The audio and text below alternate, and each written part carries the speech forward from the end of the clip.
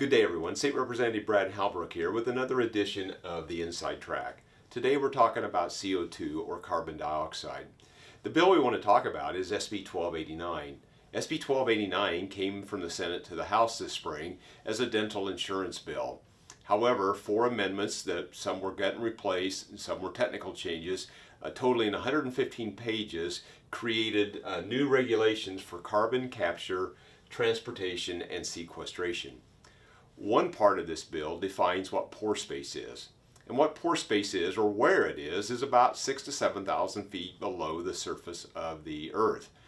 This is an area in the rock formation that does not contain anything, and the hope here is to pump this CO2 at a rather high pressure, low temperature, 7,000 feet below the surface, and to let it go into this pore space where it's supposedly supposed to remain for forever.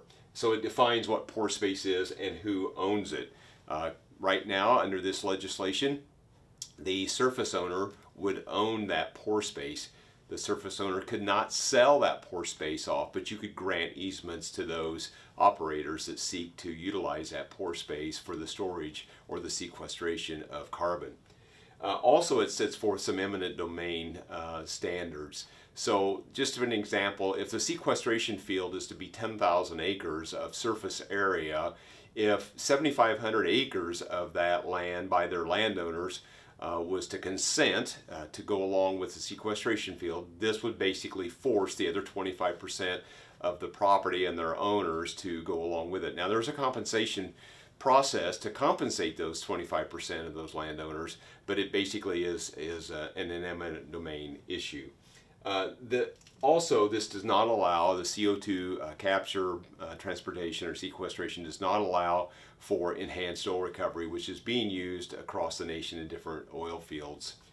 Also, it creates the new permit fees, the new injection fees, and it creates three new funds to where these fees are to be divided up and used for a multitude of sources, whether it's administrating the environmental protections, whether it's whatever the case might be. That's where it sets up to where those funds are to go.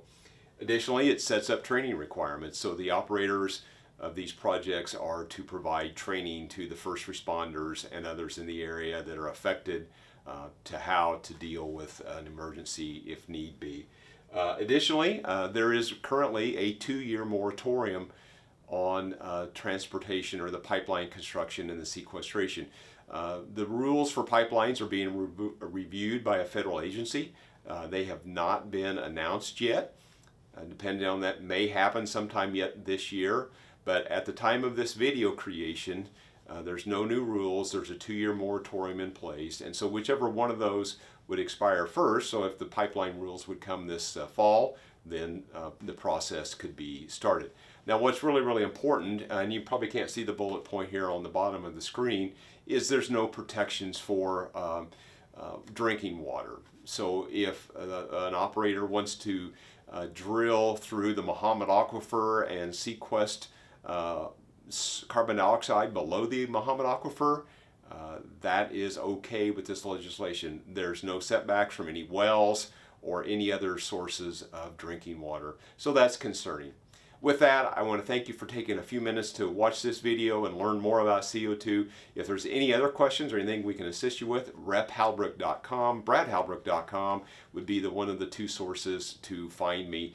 Thanks again, and talk to you real soon.